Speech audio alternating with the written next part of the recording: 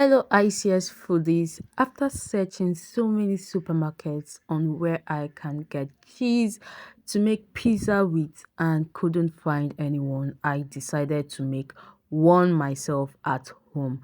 Let me show you how I did this because I filmed the process and I wanted to share it with you. So for this cheese recipe, I went to a supermarket and I got Dano milk, full cream milk, 3.5% fat as you can see, and I'm using 500 ml of this milk to make this cheese. It's not going to be so much, but I decided to do this with 500 ml to see how it turns out to be. Doing this for the first time without any prior knowledge of how to make cheese, I decided to make it with a small quantity first. So for this cheese, I'm going to pour this milk into my pan, okay? I'm going to turn on the fire and allow this milk to heat. I'm just going to dip in my finger and check how hot it is. And when that is hot my taste, I'll put off my fire and start adding my vinegar bit by bit until it curdles, okay? So I don't have any specific measurement for the vinegar to use.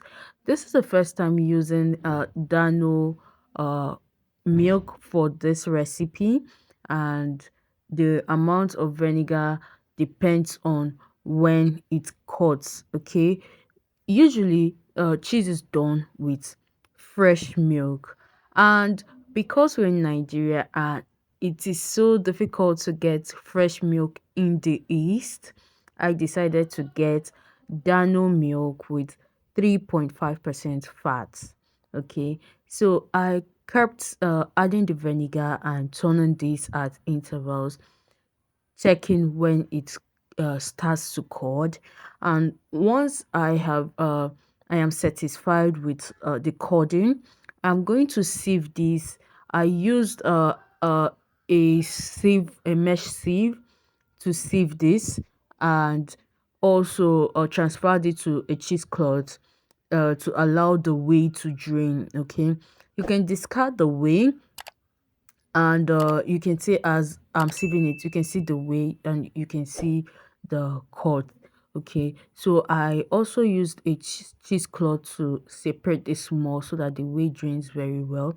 And when I was done with this, I kept it in the fridge for a little while, about 20 minutes. After about 20 minutes in the fridge, I added salt in the whey, uh, and I dipped the cheese together with the cheesecloth into the warm water while massaging it. I did this for a little bit of time and then left it in the fridge for it to firm up. And this is the outcome. This is the result of how it turned out. It is not perfect like the mozzarella cheese, but it served its purpose in my pizza. Bye.